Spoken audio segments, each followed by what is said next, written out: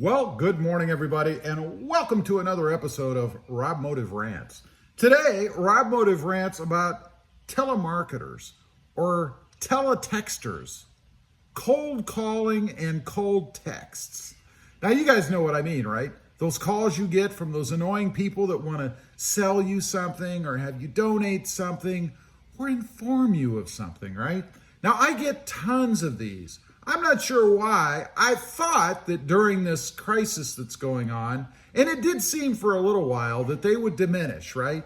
But now they're right back where they were before. Matter of fact, I was making a video earlier, a TACOMA video, and I got a cold call during the video. Now, this might be particularly frustrating for me because it affects my work. You know, I'm doing my job, I'm making a video, and I get a call and it interrupts the video because, at least on my phone, calls are set as priority. So it stops the whole process, right? I have to delete it, answer it, whatever. Cold texts. I don't know if you guys get these. Honestly, I never got them until recently. I changed my phone number, and apparently I was lucky enough to pick a number that somebody else had before that has their number out there with everybody, because I get probably 2 or 3 cold texts every day. And they refer to a person's name, you know, hey, Joe Blow, blah, blah, blah. Hey, Fred, blah, blah, blah. So maybe it's a couple of people that had their numbers out there. I don't know, but it drives me insane. Now, let me tell you a little something about telemarketers, right? Years ago, I actually worked as a telemarketer for a cable company. You know, we would call customers, existing customers, and try to get them to spend more money. You know, subscribe to Showtime or HBO or Cinemax, the movie channel, whatever, because we already had them as customers. Now, let me tell you how it works. You get a spreadsheet, right? It's a list of everybody that has service, at least for that category. And then it gives their phone number, address, all that good stuff.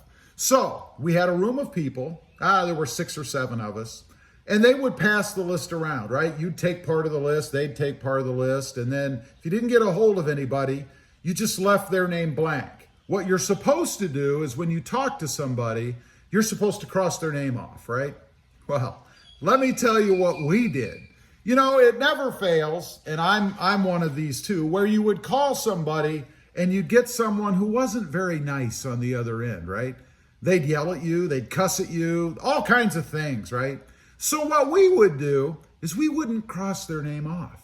We would leave it blank because we knew that that list was going to get passed on to somebody else and they were going to call them again.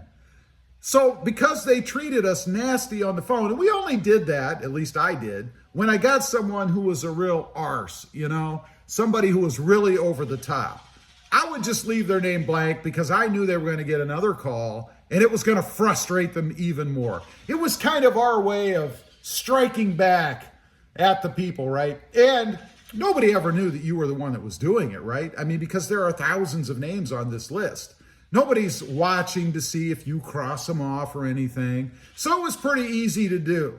So beware that if you treat people over the top badly when you get these cold calls, you're probably going to get another one because they're going to do the same thing to you. But it drives me insane. We have this no call list, right? You're supposed to be able to go out there, sign up, they verify it, and then you're not supposed to get any more phone calls. Well, there are exclusions, right? Political organizations, law enforcement, religious organizations, all kinds of exclusions.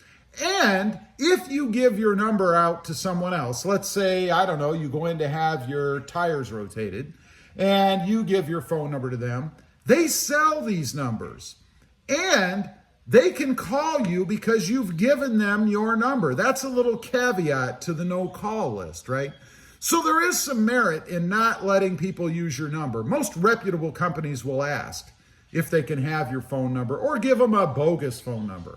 I mean, they're never going to know, right? For instance, when I go to some of the gas stations around here, they have this rewards program. And you're supposed to put your phone number in, and that's how they know who you are, and then you get your reward, whatever that might be. I use a bogus number because I know they're selling those numbers, and I'm going to be opening myself up to even more cold calling, more cold texts. It's amazing. Anyway, I just wanted to get on here, kind of talk about that a little bit. It drives me insane, and let you guys know how it works. If you're over the top mean, you're probably going to get another call from those same people. Leave a comment down below. Let me know. Have you noticed during this crisis that's going on that you're getting more or less cold calls? Did you see a little bit of a lag and now it's right back where it was before? I'd be curious to know. Anyway, appreciate you guys watching.